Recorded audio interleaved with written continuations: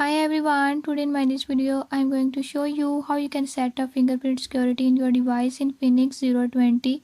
In this device in Infinix 020, I'll tell you how you can add fingerprint.